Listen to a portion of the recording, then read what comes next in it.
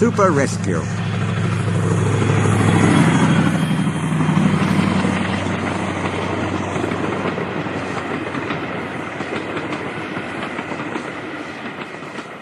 The two Diesels surveyed the shed.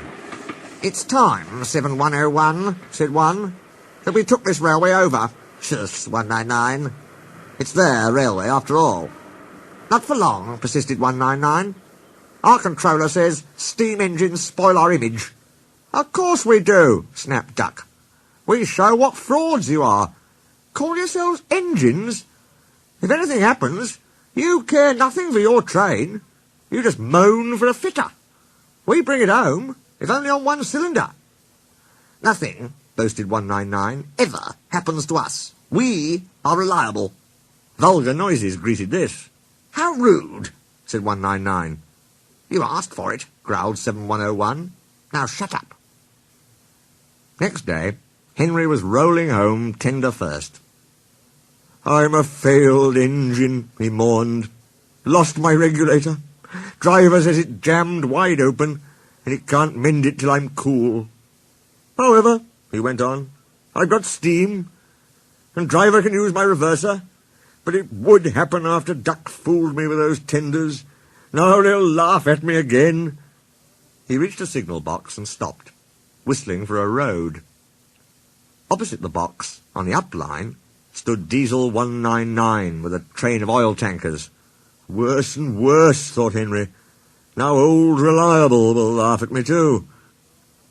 The signalman came out. "For pity's sake, take this spam can away. It's failed. The Limited is behind, and all he does is wail for his fitter." "Spam can?" fumed 199. "Stow it," snapped the signalman, "or I'll take my tin opener to you. Now then." 199 subsided at this dreadful threat, and Henry pulled the train out of the way. The Diesel didn't help. He just sulked. The Limited rushed by with a growl and a roar. Henry gave a chuckle. "Look, Spam Can," he said. "There's your little pal." The Diesel said nothing. He hoped 7101 hadn't noticed. 7101 hadn't noticed. He had troubles of his own. He was cross with his coaches.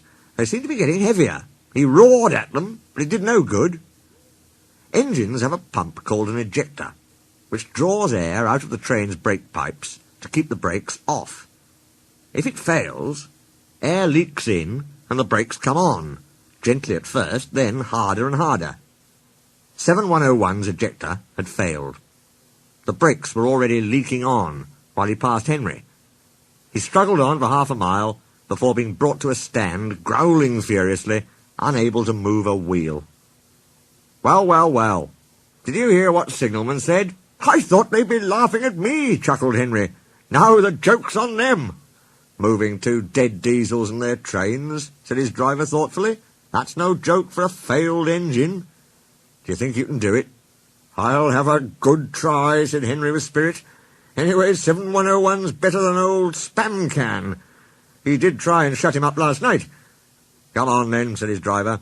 "We mustn't keep the passengers waiting." "Get moving, you!" Henry puffed the sulky Diesel into motion and started to the rescue. Henry gently buffered up to the express. While the two drivers talked, his fireman joined his front brake pipe to the coaches. "It's better than we thought, Henry," said his driver. "The Diesel can pull if we keep the brakes off. So the only weight we'll have is Spam Can's goods." "Oh," said Henry. "That's a mercy." He was, by now, feeling rather puffed. "Poop, poop, poop, poop. Are you ready?"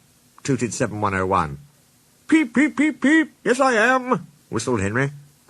So with 7101 growling in front, and Henry gamely puffing in the middle, the long cavalcade set out for the next big station. Donald and Flying Scotsman were waiting. They cheered as Henry puffed past. He braked the coaches thankfully. Spam Can and the tankers trailed far behind. The passengers buzzed out like angry bees, but the fat controller told them about Henry, so they forgot to be cross and thanked Henry instead. They'd called him an enterprising engine and took his photograph. They were thrilled, too, when Flying Scotsman backed down on their train. If the guard hadn't tactfully shooed them to their coaches, The train would have started later than ever. Donald took the goods. "Return 199 to the other railway," ordered the Fat Controller. "I will write my views later." Henry and 7101 went away together. "I'm sorry about last night," ventured the Diesel. "That's all right. You did shut old Reliable up." "And," said the Diesel ruefully, "made a fool of myself today, too." "Rubbish! A failed ejector might happen to anyone. I'd lost my regulator." "You? Failed?" exclaimed the Diesel.